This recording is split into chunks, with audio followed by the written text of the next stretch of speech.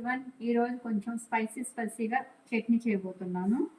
వాటికి కావాల్సిన 10 green chilli, garlic, big size garlic, జీలకర్ర 2 స్పూన్స్, ధనియా 3 స్పూన్స్, కరివేపాకు, coriander leaf, big lemon size అంతా టామరిన్. వాటర్లో సోక్ చేసుకున్నానండి టామరిన్. స్టవ్ ఆన్ చేసుకొని కొంచెం ఆయిల్ వేసుకున్నానండి. బాండీ వేడెక్కిన తర్వాత ఇప్పుడు కొంచెం గ్రీన్ చిల్లీ, ఇవి మొత్తం కొంచెం పచ్చి వాసన పోయేంత వరకు ఫ్రై చేసుకోవాలండి. గ్రీన్ చిల్లీని బాగా చల్లారిపోయిందండి. ఇప్పుడు మిక్సీ గిన్నెకి వేసుకున్నాను. ఈ టామరిన్ ఇది కూడా టోటల్గా వీటిలో వేసుకోవాలి. Salt 3 spoons.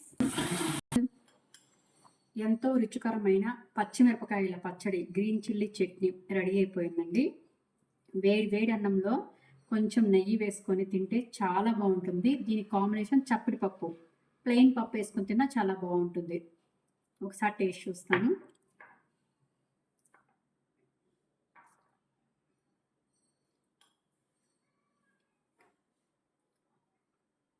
సూపర్ ఉందండి.